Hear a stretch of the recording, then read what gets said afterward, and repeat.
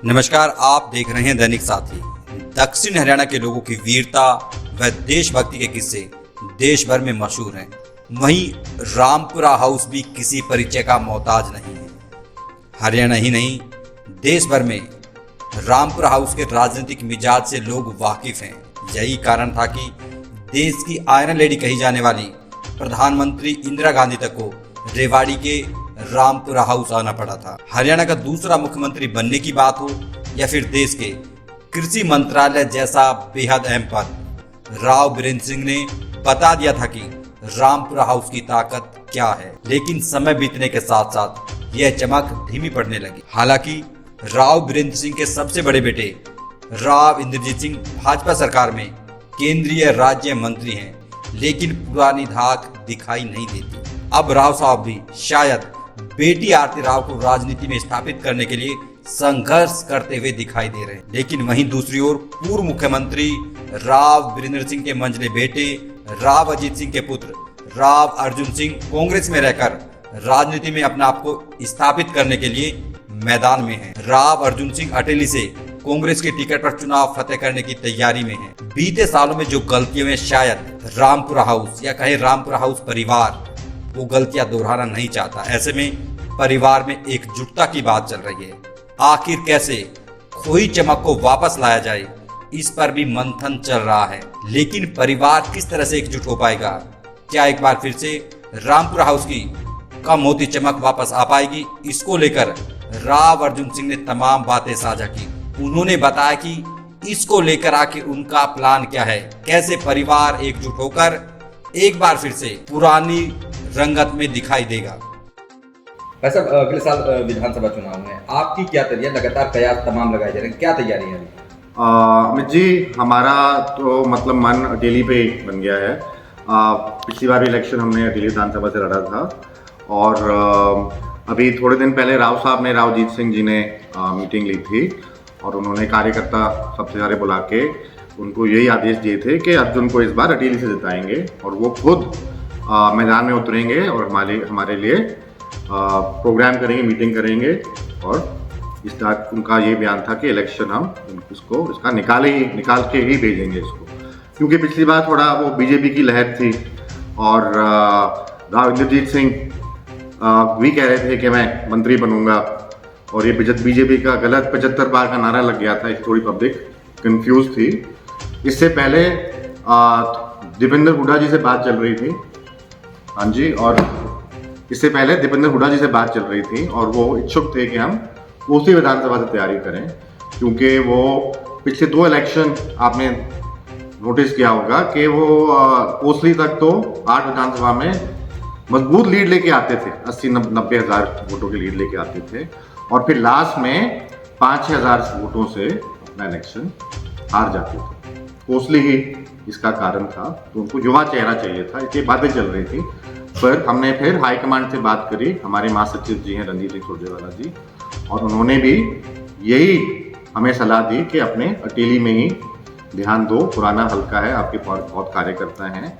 और रावजीत सिंह जी ने भी आशीर्वाद दे दिया। रावजीत सिंह ने आशीर्वाद दिया, जैसा कि आपने बताया। क्या ताऊ से रावजीत सिंह से बात हुई? क्योंकि कहीं ना कहीं जब कलेक्टिव चुनाव लड़ते तो कहीं ना कहीं ज़्यादा उम्मीद हो जाती है। पिछले दिनों देखा गया था कि कहीं ना कहीं दूरियां थी, इसके चलते साथ आप जीत भी नहीं पाए थे। हाँ जी, पिछली बार माहौल अलग था। पिछली बार बीजेपी की लहर थी। ये जो मोदी वेव फैक्टर था ये बहुत तगड़ा था और मेरे हिसाब से पब्लिक को मीडिया ने बहुत गुमराह कर रखा था और लोगों की उम्मीदें थी कि चलो एक और मौका देते हैं, एक और योजना बनाते हैं, क्योंकि ऐतिहासिक सरकार बनी थी बीजेपी की। जब से हरियाणा प्रदेश बना है तब से इनकी सरकार तो बीजेपी की नहीं बनी, ये 3-4 विधायक पे रह जाते थे। तो पहली बार रामपुरा हाउस ने इनकी ऐतिहासिक सरकार बनाई।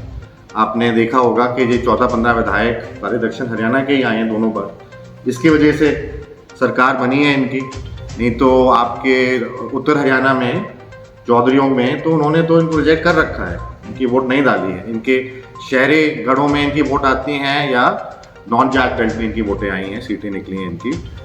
तो पिछली बार नेताजी को सीएम का भी वादा कर रखा था बीजेपी ने कि आपको सीएम बनाएंगे, आपको केंद्रीय कृषि मंत्री बनाएंगे, हाँ जी, पर वो तो सारे इनके मतलब बीजेपी के जुमले निकले। नहीं, उन्होंने हमारे इलाके को इस्तेमाल किया, रामपुरा हाउस को इस्तेमाल किया, और हमारे कुछ काम नहीं है, पब्लिक को कुछ नहीं मिला, कोई बड़े प्रोजेक्ट का उद्घाटन नहीं किया। ये हर साल एम्स का उद्घाटन कर देते हैं, सिविल अस्पताल का, वो अपने बस स्टैंड का, और कुछ नहीं मिलता हमें। तो अब माहौल बदल गया है। हाँ जी, राहुल गांधी जी ने और कांग्रेस ने बहुत मेहनत करी है, रीऑर्गेनाइजेशन किया है, और कांग्रेस मजबूत हो गई है, और प्रदेशों में हमारी सरकार दोबारा बनने लग गई है। इससे पहले भी बन रही थी, पर बीजेपी ने उल्टे सीधे काम करके सरकार गिरा दी और एमएलए भगा दी, आपको पता है। हाँ जी, कर्नाटका में, गोवा में, मध्य प्रदेश में। पर अब हम कॉन्फिडेंट हैं, जैसे हिमाचल में, कर्नाटका में सरकार बनी है, मध्य प्रदेश में, राजस्थान में, तेलंगाना में, छत्तीसगढ़ में कांग्रेस जीत के आएगी और अलग ही माहौल होगा। और जहाँ तक अपने रावंद्र जी की बात है, तो आपने देखा होगा कि 75 साल की उम्र पे राविंदर सिंह भी रिटायर हो गए थे, और उन्होंने रावंद्र सिंह को अपना आशीर्वाद दे दिया था। अब नेताजी की भी 75 साल की उम्र हो गई, तो उनको भी अब आशीर्वाद देने का समय आ गया है, और हमें आशीर्वाद तो उनसे देना ही पड़ेगा। कहीं ना कहीं परिवार एकजुट होगा तो शायद मजबूती आएगी। तो आपको कितने आसपास हैं आशीर्वाद को लेकर, क्योंकि आप भी तीसरी पीढ़ी में जा रहे हैं, उधर आरती भी को भी चुनाव लड़ना है, आप भी चुनाव की तैयारी कर रहे हैं, तो किस तरह से आशीर्वाद आसपास मानने की राव साहब अकबर आपको आशीर्वाद देंगे ताकि जीत सुनिश्चित हो सके? अमित जी, वैसे चौथी पीढ़ी है, हाँ जी, तीसरी चौथी पीढ़ी है, क्योंकि राव बलबीर सिंह भी विधायक रह चुके हैं। तो देखिए, ये आपका बहुत बढ़िया सवाल है। परिवार को तो एकजुट होना ही पड़ेगा, जब भी बात बन पाएगी। आपने देखा है होगा कि जो चौटाला परिवार है, हाँ जी, उनके 5 विधायक हैं, और एक तो उनका INLD से है, हाँ जी, एक जेजेपी से हैं, 2-3 भी जेजेपी से हैं, एक कांग्रेस से हैं। तो उनके कई दलों से उनके विधायक हैं, तो परिवार एकजुट रहता है, और इससे इलाके को फायदा होता है। परिवार अगर एकजुट रहेगा तो उनका गढ़ मजबूत हो जाता है, और सरकार किसी की भी आए, पर उनके सिरसा जींद डिस्ट्रिक्ट में उनके लोगों के काम होते रहते हैं, और उनके मतलब पूछ होती है, मान सम्मान होता है एरिया का। तो परिवार एकजुट रहेगा तो मजबूत रहेंगे। आरती बहन जी ने अब थोड़े दिन पहले रेवाड़ी से अपनी सीट डिक्लेयर करी थी कि यहाँ से चुनाव लड़ूंगी। फिर वो बादशाहपुर भी गई थी, फिर कोसी भी गई थी, नारनौल भी, हाँ जी, महेंद्रगढ़ भी। तो सब जगह वो ट्राई कर रही हैं। अगर उनको बीजेपी मौका देती है तो रामपुरा हाउस उनकी मदद करेगा, और अगर राव इंद्रजीत अब रिटायर हो जाते हैं तो हम उनका आशीर्वाद, दोनों का आशीर्वाद मिलना चाहिए, दोनों लाभ लेंगे। मान के चले कि आशीर्वाद मिलेगा क्या? हाँ जी, हाँ जी, बिल्कुल। यदि आप ही चुनाव लड़ते हैं किसी भी विधानसभा क्षेत्र से, क्या आप उनकी मदद करेंगे उस विधानसभा में कहीं भी किसी भी तरह से? देखिए, मैं तो कांग्रेस पार्टी में हूँ जी, हाँ जी, तो मैं तो कांग्रेस पार्टी के लिए ही काम करूँगा। मैं अपने पार्टी के साथ गेम तो नहीं खेल सकता, पर रावजीत सिंह जी बैठे हैं, उनके कार्यकर्ता तो हर हल्के में हैं, हाँ जी, और जहाँ वो उचित समझे, वो जो कैंडिडेट को पसंद करें, उनकी मदद करेंगे। मतलब कहीं एक परिवार एकजुट होकर आपकी बार मैदान में दिखेगा कहीं, माने जाए। हाँ जी, इसी में फायदा है, रामपुरा हाउस को भी फायदा है, पब्लिक को भी फायदा है, इलाके को भी फायदा है। इसमें ही अगर सब मिलजुल के चलेंगे तो अपना इलाका मजबूत हो जाएगा। बिल्कुल दुरुस्त है, आपने जायज भी बात है कि रामपुरा हाउस का लाभ सबने लिया, सरकारें बनी, बीजेपी की भी 2 बार से सरकार है, कहीं राव इंद्रजीत के नाम पर वोट मांगा गया। हाँ जी, सीएम बनाने की, जैसे भी आप बता रहे थे, कहीं ना कहीं उनको आश्वासन भी मिला था। तो कहीं ना कहीं जनता के साथ भी खिलवाड़ हुआ है, क्योंकि कहीं ना कहीं लोग ने भावनात्मक रूप से वोट दिया था कि राव साहब सीएम बनने वाले हैं, क्या माना जाए? हाँ जी, यही वादा किया था उनको कि आपको इस बार सीएम बनाएंगे। इलेक्शन से पहले 2014 के चुनाव से पहले उन्होंने इनको सीएम घोषित कर दिया था, और फिर 2019 के चुनाव से पहले भी उन्होंने इनको सीएम घोषित कर दिया था, और मतलब कई सीएम घोषित कर दिए थे। महेंद्रगढ़ में रामविलास शर्मा जी को घोषित कर दिया था, करनाल में उन्होंने खट्टर जी को घोषित कर दिया था, कई सीएम, 3-4 सीएम उन्होंने बता दिए थे।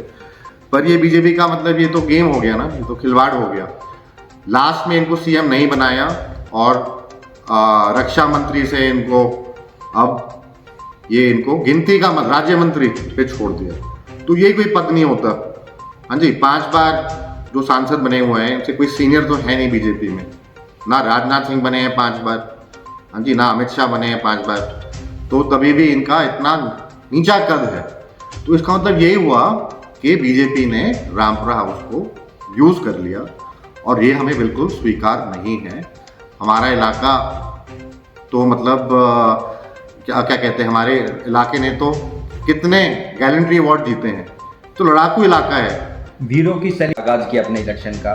तो रामपुरा हाउस की बात करें, तमाम विधानसभा में कहीं ना कहीं प्रभाव देखा जाता है, तमाम कोई भी इलेक्शन हो, कोई भी पार्टी रही हो, लेकिन उस लिहाज से, क्योंकि जिस तरह से राव वीरेंद्र सिंह जी दूसरे से मुख्यमंत्री बने, कृषि मंत्री बने, लेकिन जो अगली पीढ़ी थी कैबिनेट मिनिस्टर तक नहीं बन पाना, मुख्यमंत्री तो बहुत दूर की बात है। किस तरह से देखते हैं कि वो जो डायनेस्टी थी, जो वो एक प्रभाव था राव वीरेंद्र सिंह जी का, वो बढ़ नहीं पाया आगे, क्योंकि उन्होंने तमाम जो बड़े होते थे वो इंदिरा गांधी तक यहाँ पर रामपुरा हाउस पहुँच गई थी। तो क्या लगता है, आखिर कमी क्या रह गई?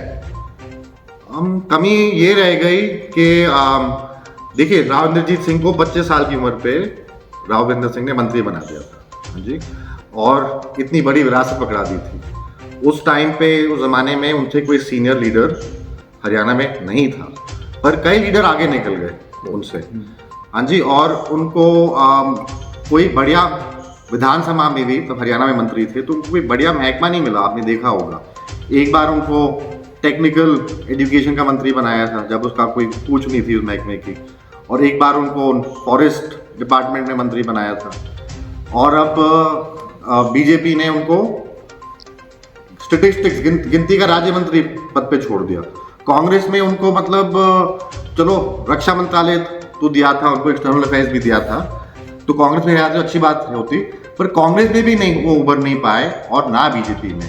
इसका कारण ये है क्योंकि वो बड़े नरम स्वभाव के आदमी हैं, और राव साहब जो थे हमारे राव वीरेंद्र सिंह जी, वो बड़े दबंग आदमी थे। रावजीत सिंह जी भी बड़े दबंग हैं, तो मुझे ना इनकी ही कदमों में चलना है, दबंग राजनीति करनी है, नरम और राजनीति, और अपने रामपुरा हाउस को गिरवी पे बिठा के इलाके के लिए भीख मांगनी, हमें कोई ऐसी राजनीति नहीं करनी, हमें अपना हित मांगना है।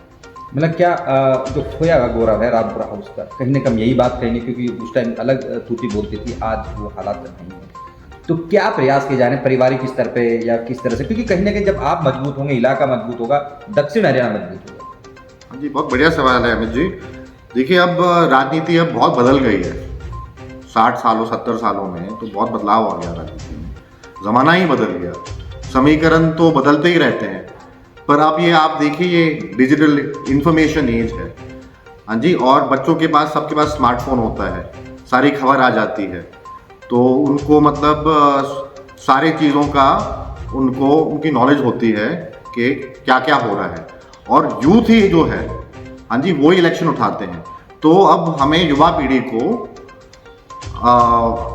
स्टेज पर खड़े होके, मंच पे खड़े होके भाषण देने से, हाँ जी, कुछ फर्क नहीं पड़ेगा। हमें अब फील्ड में उतरना पड़ेगा, गाँव जाना पड़ेगा, घर घर जाना पड़ेगा, और जो हमारे कार्यकर्ता जो रहे रामपुरा हाउस के, तो सारे अब 60-70 साल की उम्र हो गई, तो अब हमें नए लोग जोड़ने पड़ेंगे और नई पीढ़ी पकड़नी पड़ेगी, बच्चों को जोड़ना पड़ेगा, उनको समझाना पड़ेगा कि रामपुरा हाउस क्या होता है, राव ताराम जी कौन थे, राव वीरेंद्र सिंह जी ने हमारे इलाके के लिए क्या किया, हमारी श्रीमती बाई जी ने, सुमित्रा जी ने, राजकुमारी जी ने इलाके के लिए क्या क्या किया। पहले स्कूल हमने बनाए, पहला कॉलेज हमने खोला, हाँ जी, यही रेजिमेंट की मांग सबसे पहले उठाई, first non Congress CM Bharat में राव साहब बने थे जी। तो ये सारी जो अपने जो दबंग राजनीति करी है, इलाके का जो मान सम्मान बढ़ा है, ये बातें हमें पब्लिक को समझानी पड़ेगी, और ये यूथ के तात्पर्य से ही होगा। तो यूथ जोड़ना बहुत ज़रूरी हो गया, और इसमें शुरू में कहा था,